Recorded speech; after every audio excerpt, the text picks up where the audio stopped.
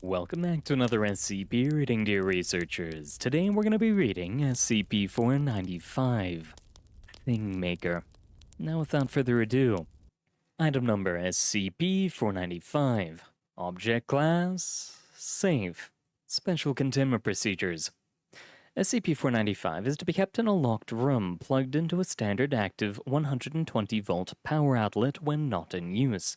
A life-sized mold of a clam, oyster, or other species of sessile bivalve.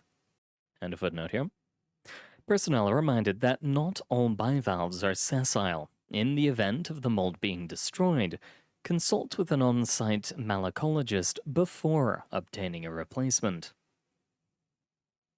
Is to be stored within SCP-495. The mold is to contain no more than 100 grams of wax. In the event of a power failure, at least one Level 1 security personnel must enter the storage room and monitor the item for activity until power is restored.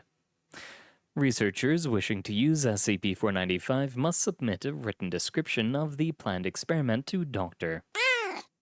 Due to the results of Experiment 495- all molds and materials must be approved by at least one Level 3 or higher personnel before use with SCP-495. At least one personnel with experience treating venomous bites and stings must be available on standby while SCP-495 is in use. Description: SCP-495 appears to be an oven from a 1992 Toymax Creepy Crawlers playset, save the Creepy Crawlers logo sticker has been replaced with the logo from a 1964 Mattel Thingmaker hotplate. A toy of virtually identical function to the more recent Toymax version, discontinued by Mattel in the 1970s due to insufficient safety features. While SCP-495 is plugged into a standard 120-volt power outlet, it functions as a normal Creepy Crawler's oven. When not plugged into a power outlet, SCP-495 displays the following anomalous behavior. Upon insertion of a filled or partially filled mold, SCP-495's activation switch moves to the on position automatically.